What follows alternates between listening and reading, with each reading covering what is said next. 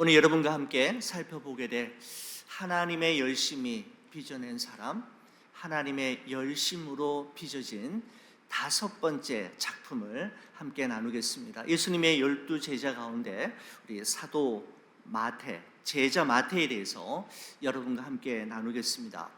여러분, 단도직입적으로 질문을 드리겠습니다. 마태가 도대체 누구입니까?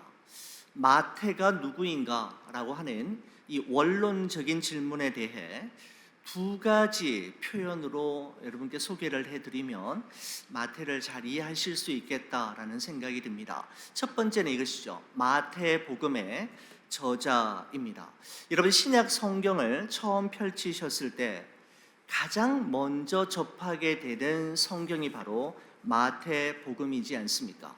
마가복음과 누가복음이 이방인을 대상으로 기록한 복음서라고 한다면, 여러분, 마태복음은 유대인들을 대상으로 해서 기록된 책인데, 자신과 같은 유대인들에게 마태가 예수 그리스도가 누구이신지, 그분이 왜 세상에 오셨는지, 왜 십자가에 죽으시고 부활하셔야만 했는지, 그리고 그것이 오늘날 나에게 어떤 의미가 있는지에 대해서 정말 잘 기록한 책이 마태복음이라고 할 수가 있지요. 여러분, 그의 직업이 세리라는 것을 여러분 아실 겁니다. 세리는 늘 장부를 정리하고 문서를 체계적으로 잘 정리하는 이들이 바로 여러분 세리라고 할 수 있는데, 바로 하나님께서는 이 세리 출신인 마가를 통해서 마가복음을 아주 논리적으로 체계적으로 복음을 잘 정리해서 우리에게 전해지게 하셨습니다. 여러분, 마태가 마태복음 첫 페이지, 첫 줄인 마태복음 1장 1절, 아브라함과 다윗의 자손 예수 그리스도의 계보라 라고 하는 그 짧은 문장을 기록할 때 그의 마음이 어땠을까를 말씀을 준비하면서 잠시 한번 생각해 보았습니다.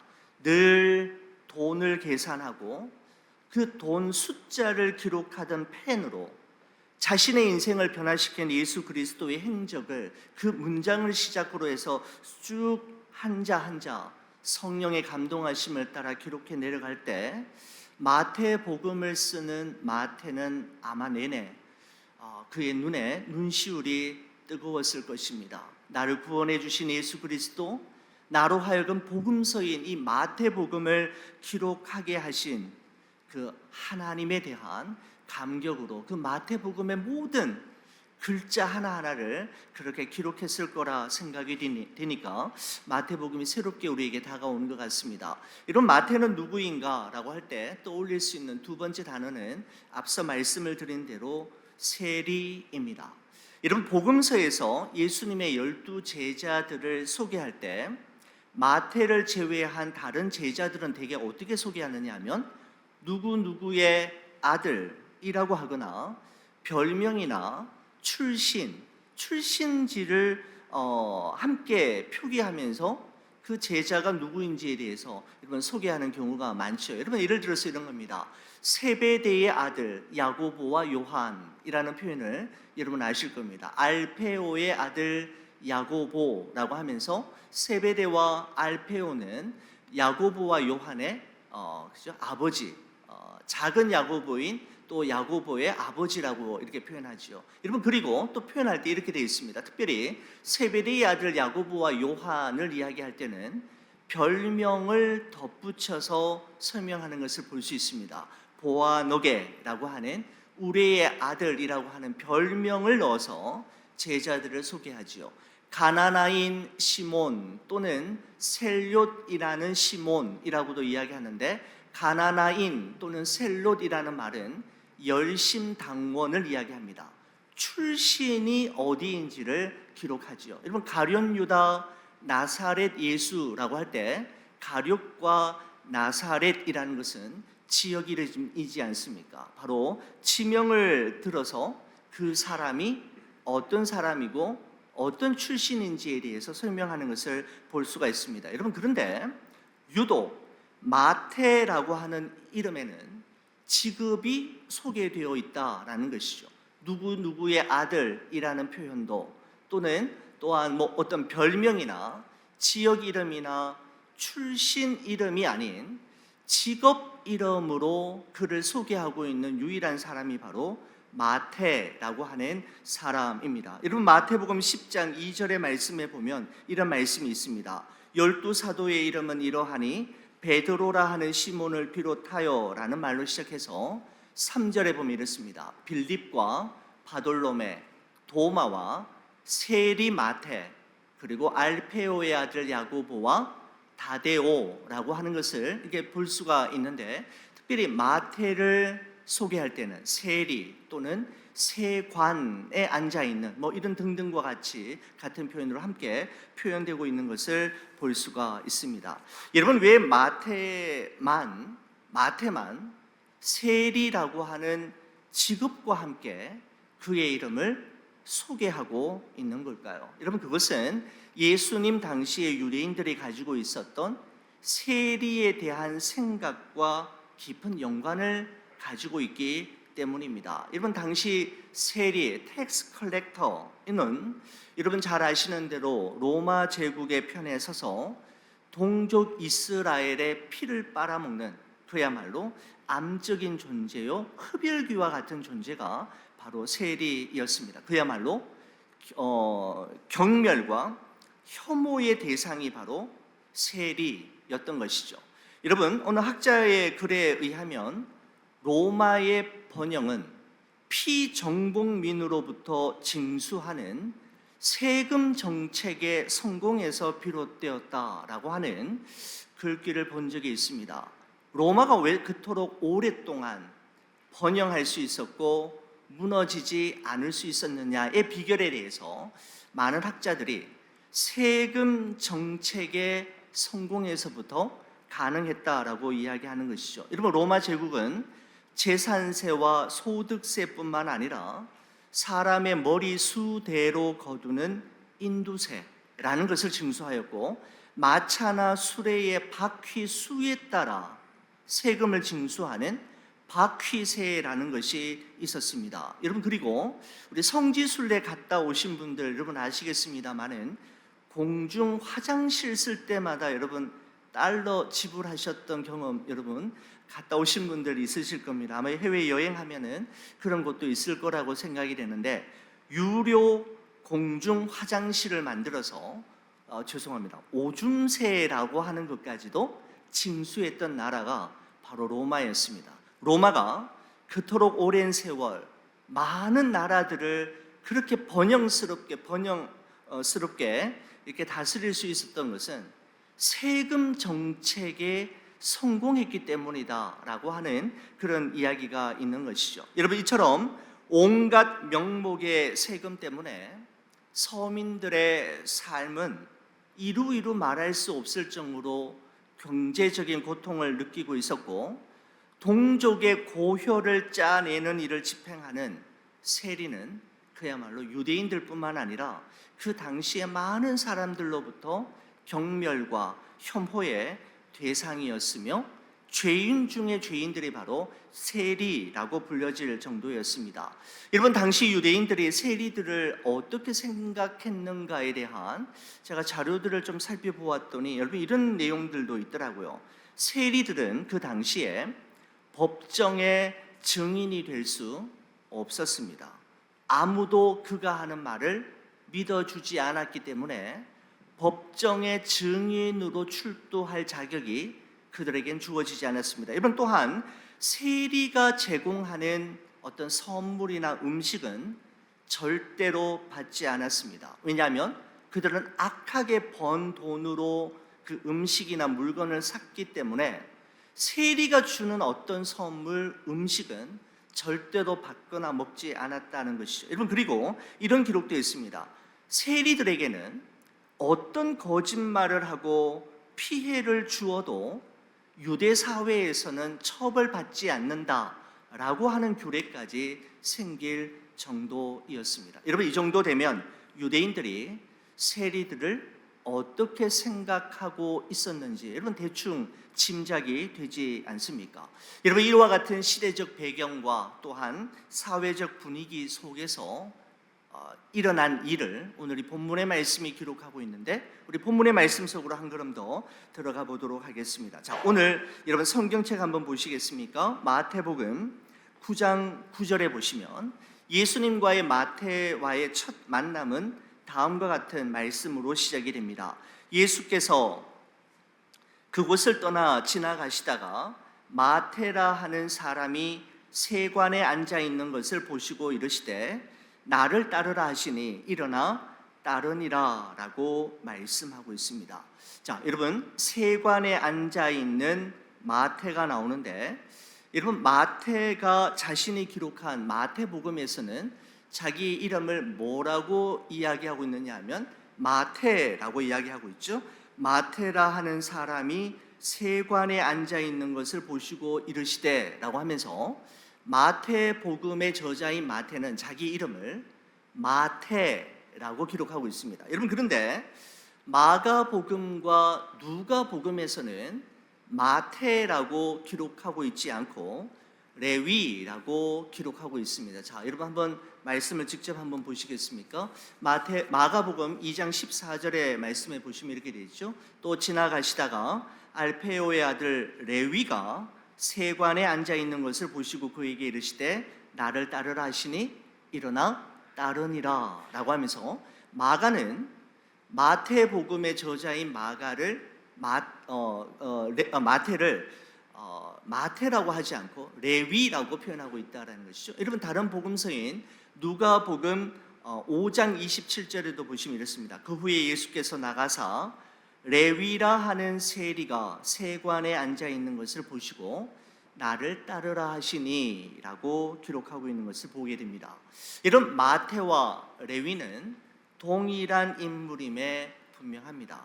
그런데 마태복음에서는 마태라고 기록하고 있지만 마가복음과 누가복음에서는 레위라고 기록하고 있다는 것이죠. 이런 마태라고 하는 이름의 뜻은 하나님의 선물이라고 하는 뜻입니다.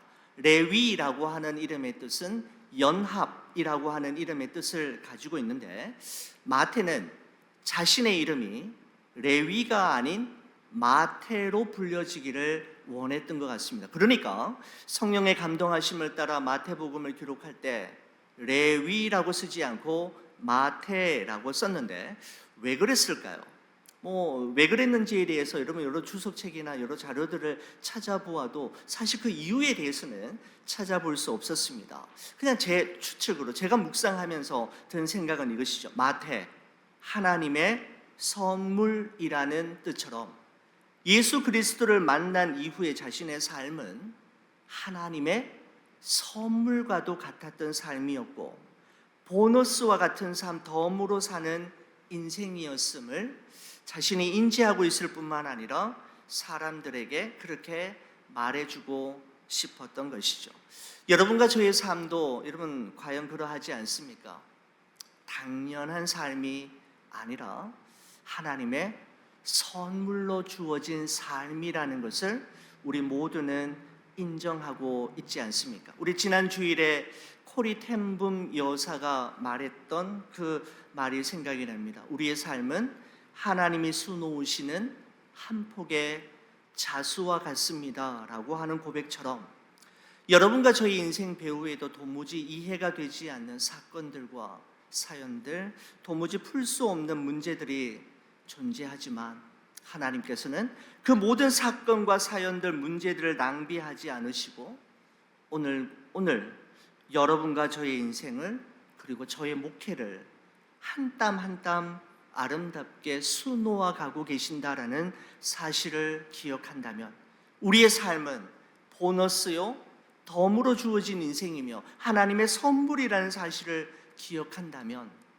인내할 수 있고 버텨낼 수 있으며 어떠한 상황에서도 감사할 수 있게 되는 것이죠. 그래서 마태는 마태복음을 기록하면서 마태라고 하는 자신의 이름을 쓰기를 즐겨했다. 저는 그렇게 한번 묵상해 보았습니다. 여러분, 예수님께서 이처럼 세관에 앉아 있는 마태를 만나셔서 그 마태에게 하신 첫 번째 말씀이 여러분 무엇이었습니까? 여러분 9절 하반부에 보면 이것이었잖아요. 나를 따르라, follow me라고 하는 말씀이었습니다. 여러분 그리시고는 바로 예수님의 제자로 삼으셨습니다. 예수님께서 마태를 보신 후 첫 번째 던지셨던 말씀은 나를 따르라 였습니다.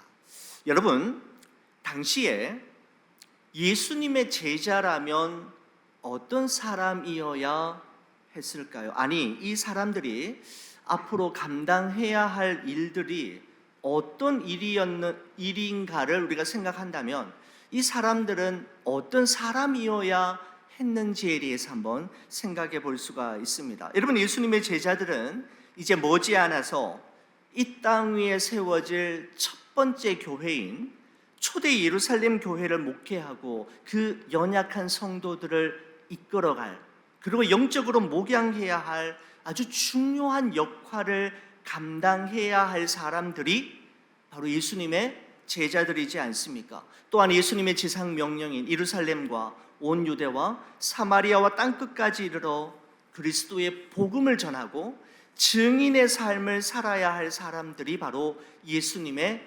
제자들이지 않습니까? 여러분 그렇다면 어떤 사람이어야 될까요?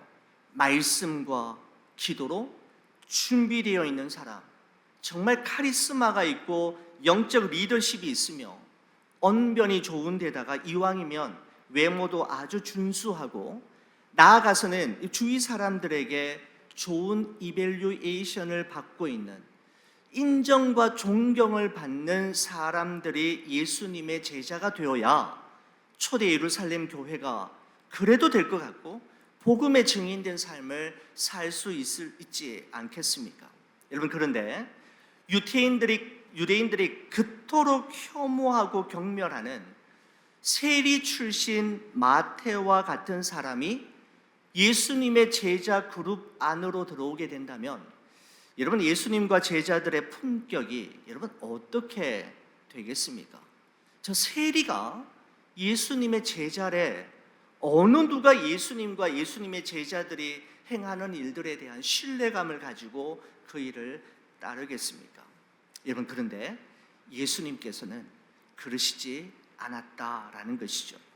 여러분 우리의 마음 한켠에는 내가 주님의 일을 좀 제대로 하고 하나님의 영광을 위한 삶을 살려면 어느 쪽으로 사회적으로도 지위가 좀 있고 물질도 좀 넉넉하고 특별한 재능이 있어야 한다라고 하는 생각이 우리의 마음속에 저마다 좀 자리 잡고 있지 않습니까? 세리 출신 마태와 같은 사람이라면 어느 누가 그의 말을 따를 수 있겠습니까? 여러분 그런데 놀라운 사실은 하나님의 부르심은 우리의 생각과는 전혀 다르다라는 것이죠.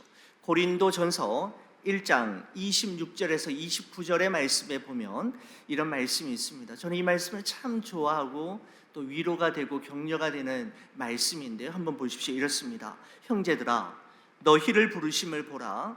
육체를 따라 지혜로운 자가 많지 아니하며 능한 자가 많지 아니하며 문벌 좋은 자가 많지 아니하도다. 그러나 하나님께서 세상에 미련한 것들을 택하사 지혜 있는 자를 부끄럽게 하려 하시고, 우리 그 다음에는 여러분 같이 한번 읽어주시겠습니까? 하나님께서 세상에 천한 것들과 멸시받는 것과 없는 것들을 택하사 있는 것들을 폐하려 하시나니 이는 아무 육체라도 하나님 앞에서 자랑하지 못하게 하려 하심이니라 라고 말씀하고 있습니다. 그 이유는 아무 육체라도 하나님 앞에서 자랑하지 못하도록, 교만하지 못하도록, 거만하거나 오만하지 못하도록 하시기 위해 하나님께서는 세상에 미련하고 악하고 천하고 가진 것이 없는 자들을 통해 하나님이 일하신다. 이게 바로 하나님의 부르심의 특징이다라고 이야기하고 있는 것입니다. 여러분 그러므로 주께서 나를 따르라 하실 때 일어나 따르면, 그리고 주가 쓰시겠다 하실 때 일어나 순종하면 하나님께서는 그 따름과 순종을 통해 우리가 기대하지 못하였던 아름답고 놀라운 일들을 이루어 가실 것입니다. 여러분, 예수님께서 세관에 앉아 있는 마태를 만나셔서 나를 따르라 하셨을 때 마태가 어떻게 반응합니까? 여러분 9절 마지막 부분, 여러분 성경책 한번 보시겠습니까? 이렇게 기록합니다. 일어나 따르니라 라고 말씀하고 있습니다. 나를 따르라, 일어나 따르니라. 여러분, 이 동일한 사건을 기록하고 있는 마가복음 5장의 말씀을 보시면 일어나 따르니라 라고 하는 요 표현 앞에 중요한 표현 하나가 더 첨가되어 있는 것을 누가는 그것을 관찰하였고 기록하고 있는 것을 볼 수가 있습니다. 누가복음 5장에 보면 이렇습니다. 그 후에 예수께서 나가사 레위라 하는 세리가 세관에 앉아 있는 것을 보시고 나를 따르라, 그죠? 마태복음과 비슷하죠? 여러분, 그런데 이렇습니다. 하시니 그가 모든 것을 버리고 일어나 따르니라 라고 말씀하고 있습니다. 마태복음에서는 일어나 따르니라 라는 말씀으로 짧게 기록하고 있는데 누가는 그가 모든 것을 버리고 따르니라 라고 일어나 따르니라 라고 말씀하고 있는 것이죠. 여러분, 무엇을 버렸을까요? 마태에게 있어서 가장 버리기 힘든 것은 여러분 무엇이었을까요? 여러분, 지금까지 세리 마태가 동족 유대인들로부터 그토록 경멸과 혐오와 비난을 받으면서도 지금까지 절대로 내려놓을 수 없었던 것, 아니 한 번도 내려놓지 않았던 것, 절대로 포기할 수 없었던 것, 한 번도 포기하지 않았던 것, 그리고 마태의 마태됨을 증명해 보이는 것은 바로 돈이었을 것입니다. 그는 모든 것을 버리고 일어나 따르니라 라고 할 때 마태가 가장 버리기 힘들었던 것, 내려놓고 포기하고 힘들었던 것은 돈이었을 것이다 라고 추정해 볼 수가 있는 것이죠. 세리였지 않습니까? 세리였지 않습니까? 여러분, 이런 관점에서 볼 때 예수님의 제자란 누구인가? 예수님을 따르는 제자란 누구인가에 대한 여러 가지 정의를 우리가 예배 때 또 말씀을 통해서 우리가 내려왔고 들어오셨습니다마는 오늘 이 본문의 말씀을 통해서 내릴 수 있는 예수님의 제자란 예수님을 온전히 따르기 위해 버린 것이 있는 사람, 내려놓은 것이 있는 사람, 포기한 것이 있는 사람이 바로 예수님의 제자라고 할 수가 있을 것입니다. 사랑하는 우리 교우 여러분, 여러분은 무엇을 주를 위해 내려놓고 포기하고 유보하고 안 한 것이 있으십니까? 여러분, 그런 기억이 없다면, 그런 거에 대한 추억이 없다면 아직 제자라고 말하기에는 아쉬운 부분이 많이 있다라는 것이죠. 바로 이 말씀을 근거로 해볼 때 그렇습니다. 이런 마태는 예수님의 부르심에 대해 버림과 일어나 따름으로 반응했습니다.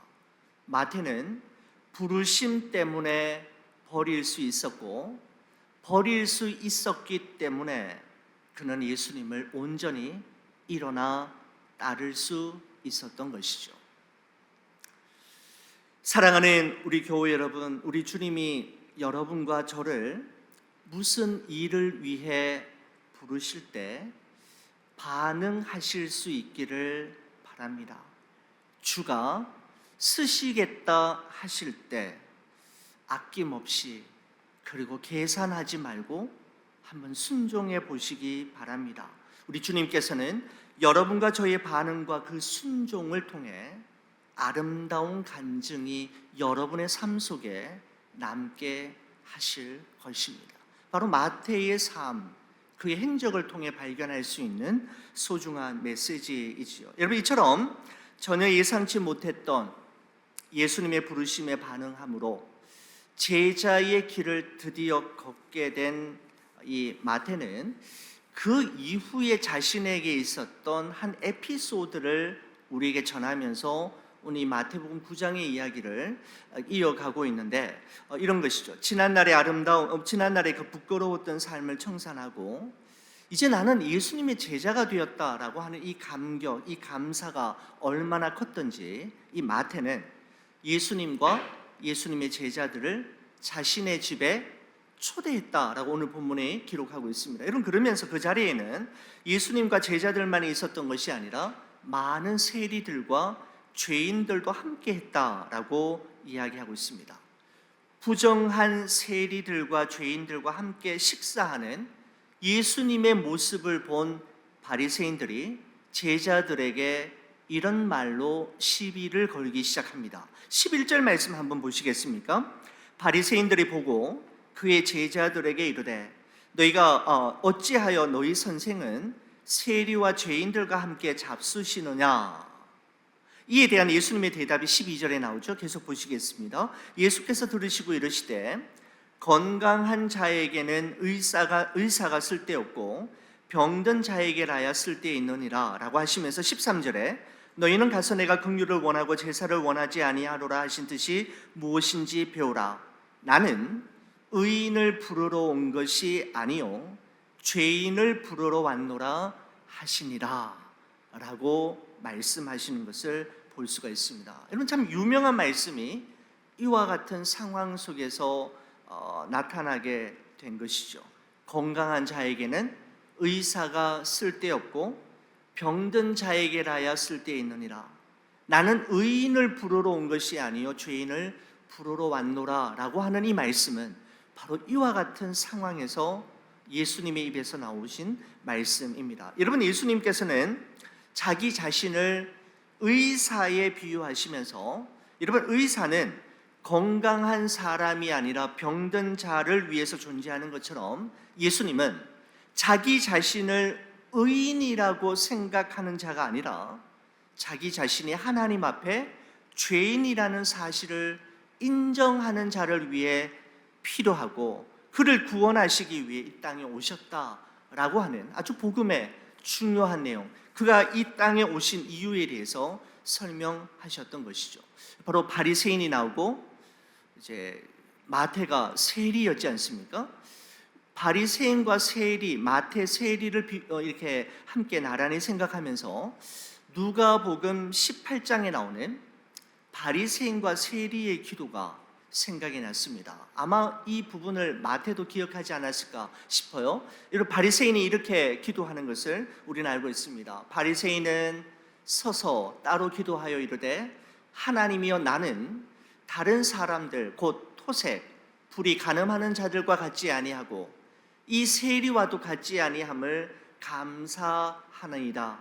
나는 일해에 2번씩 금식하고 또 소득의 11조를 드리나이다 라고 말하고 있는 것을 보게 됩니다. 여러분, 그러나 세리의 기도는 어떻습니까? 세리는 멀리 서서 감히 하늘을 향해 쳐다보지도 못한 채 가슴을 치며 이렇게 기도했다고 하죠.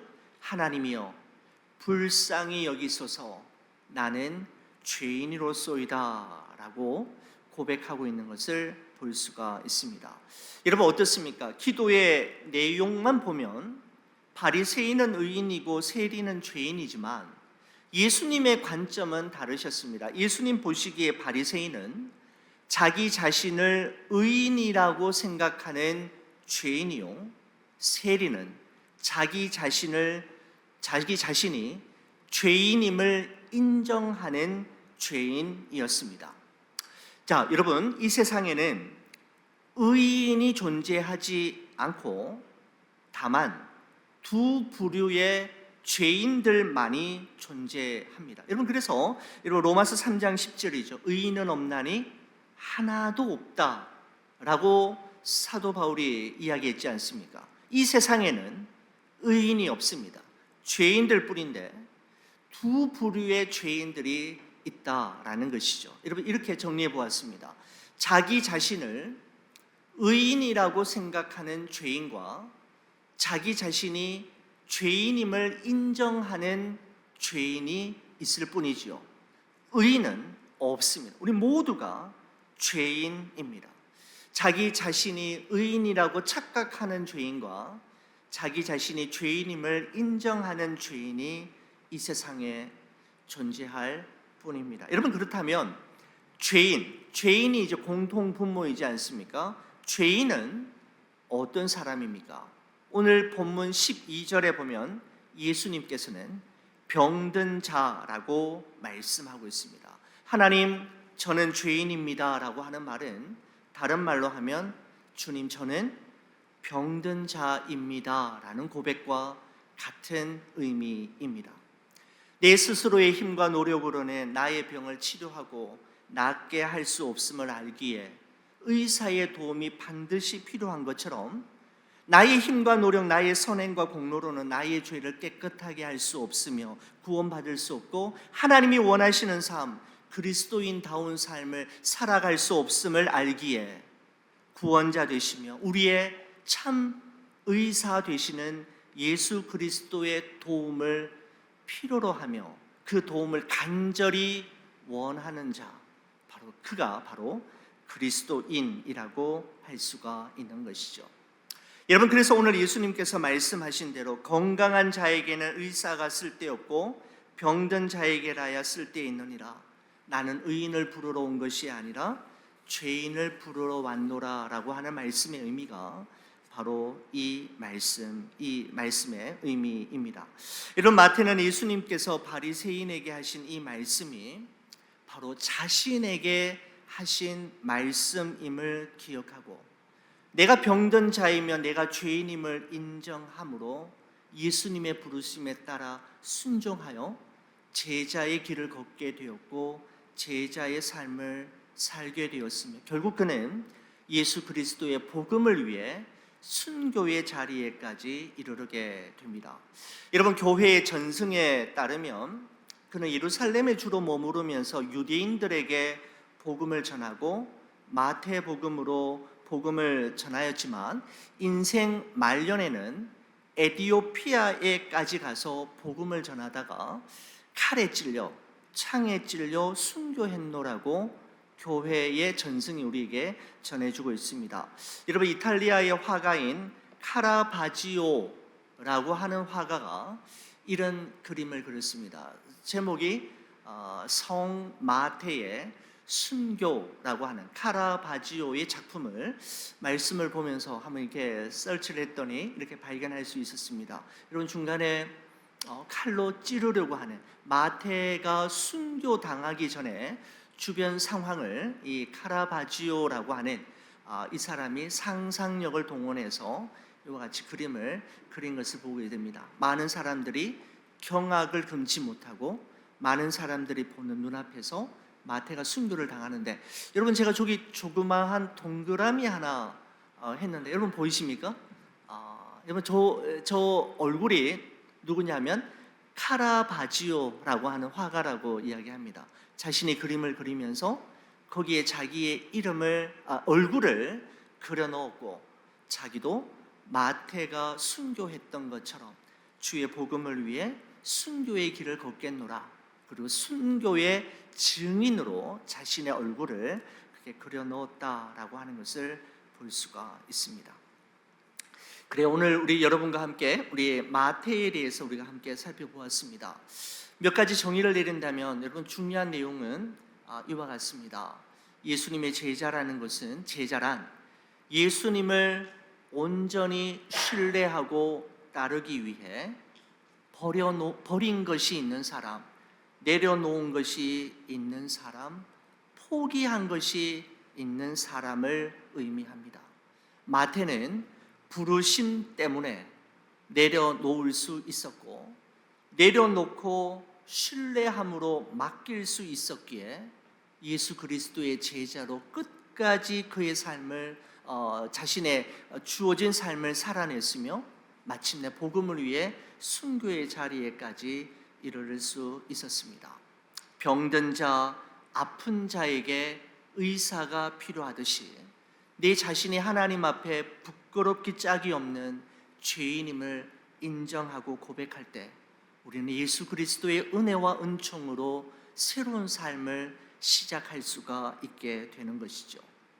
보이지 않아도, 들리지 않아도, 손에 잡히지 않아도 하나님을 온전히 신뢰하는 믿음으로 우리에게 주어진 믿음의 길을 걸어가며 주의 영광 바라보며 주님만 따르는 여러분과 제가 되기를 주의 이름으로 간절히 축원을 드립니다.